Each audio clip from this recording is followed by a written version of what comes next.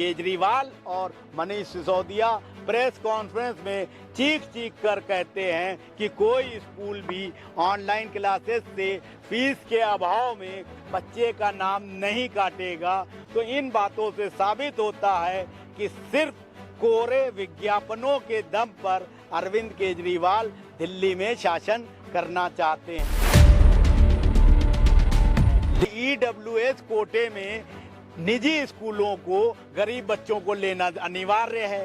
एक कोटा निर्धारित किया गया है। उन बच्चों को अनिवार्यता देने के लिए आप उन स्कूलों पे कोई दबाव नहीं बनाते हो, बल्कि उन स्कूलों को पर बच्चा 2700 से लेके 3700 रुपए जैसी फीस है उस हिसाब से सब्सिडी देते हो।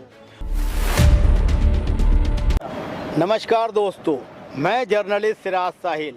आज हम एक मुद्दे पर आ रहे हैं। ईडब्ल्यूएस कोटे के तहत सभी प्राइवेट स्कूलों में गरीब तबके के बच्चों के एडमिशन की सुविधा देने की बात सरकार करती है, लेकिन अक्सर देखा गया है कि निजी स्कूल ईडब्ल्यूएस कोटे को नहीं भरते हैं और ईमानदारी से कार्य नहीं करते हैं। ना ही उनका ऑडिट होता है और ना ही उनके खिलाफ निदेशालय शिक्षा विभाग की तरफ से कोई सख्त कार्रवाई की जाती है।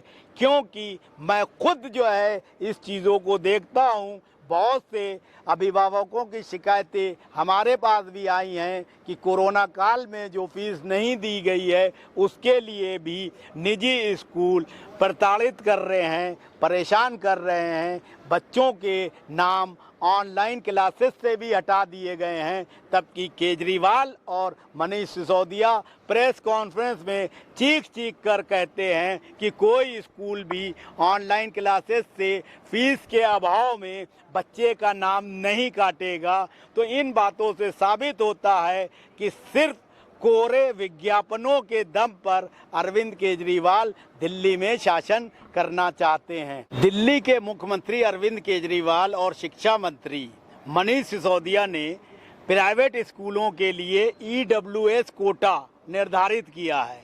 इस कोटे में भी पेच है। इसको भी लगता है भ्रष्टाचार करने के लिए ही निर्धारित किया गया है। इसको ऐसे समझिए कि एक तरफ डिप्टी सीएम और शिक्षा मंत्री मनीष सिसोदिया लोगों से कहते हैं कि जो निजी स्कूलों में फीस नहीं दे पा रहे हैं वे सरकारी स्कूलों में आ जाएं, मैं उनको पढ़ाऊंगा। सरकारी स्कूलों का स्तर निजी स्कूलों से भी अच्छा हो गया है और रिजल्ट भी अच्छा आ रहा है। एक तो ये बात हुई डिप्टी सीएम की। दूसरी तरफ आप जो है ये कहते हो कि ईडब्ल्यूएस कोटे में निजी स्कूलों को गरीब बच्चों को लेना अनिवार्य है। एक कोटा निर्धारित किया गया है। उन बच्चों को अनिवार्यता देने के लिए आप उन स्कूलों पे कोई दबाव नहीं बनाते हो, बल्कि उन स्कूलों को पर बच्चा 2700 से लेके 3700 रुपए जैसी फीस है उस हिसाब से सब्सिडी देते हो। तो क्या ये चीज़ आप जो है भ्रष्टाचार करने के लिए नहीं कर रहे हो? जब आपके सरकारी स्कूल इस लायक हो गए हैं कि वे प्राइवेट स्कूल के बच्चों को अपने यहाँ पढ़ा सकते हैं, तो या तो वहाँ ईडब्ल्यूएस कोटा ख़त्म करो और पूरी तरह से जो है यहाँ सरकारी में जो है उन बच्चों को पढ़ाओ, और या फिर ईडब्ल्यूएस कोटे को अलग करने के बजाय आप सीधे सीधे जो निजी संस्थान हैं उनको भी सरकार के अधीन लेके आओ और एक समान शिक्षा जो है पूरी तरह से जो है स्थापित हो दोनों जगह।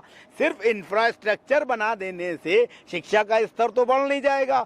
कि आपने निजी स्कूलों में अगर स्विमिंग पूल है और ऑडिटोरियम है, एयर कंडीशन है, आपने सरकारी में भी वो लगा लिया।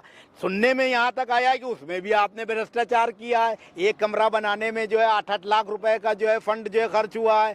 तो सवाल ये उठता है कि आप पोस्टरिंग करके, विज्ञापन करके जनता में जो है एक माहौल पैदा करते हो। ईडब्ल्यूएस कोटे को अगर आपको निर्धारित करना है ईमानदारी से तो उसको जो है आपको वहाँ निर्धारित करवाना चाहिए। लेकिन कई बार ऐसा देखने में आया है कि निजी स्कूल जो हैं उस कोटे को खाना पूर्ति की तरह से जो है इस्तेमाल करते हैं और इसमें भी भ्रष्टाचार है। इसकी जांच होना चाहिए।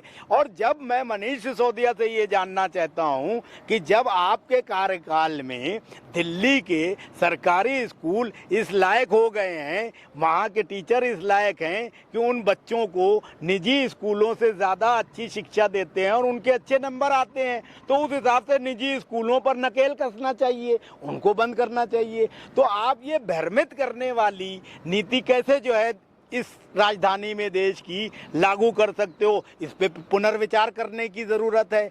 अब रही बात, आप दोनों चीज़ों को लेके अगर चल रहे हो तो उसमें पारदर्शिता होनी चाहिए, वो पारदर्शिता भी नहीं दिखाई दे रही है।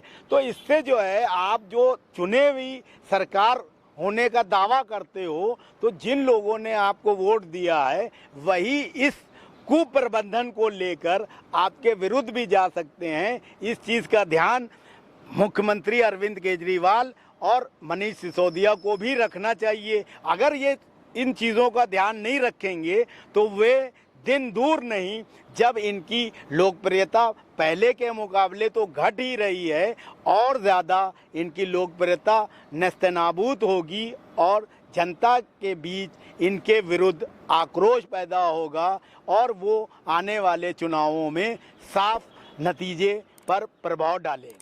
दोस्तों, आपसे आग्रह है कि हमारे चैनल को सब्सक्राइब करें और कमेंट बॉक्स में जाकर अपनी प्रतिक्रियाएं ज़रूर दें ताकि हम अगली बार और अच्छे विषय को लेकर मजबूती के साथ नए वीडियो आपके पास भेज सकें। नमस्कार।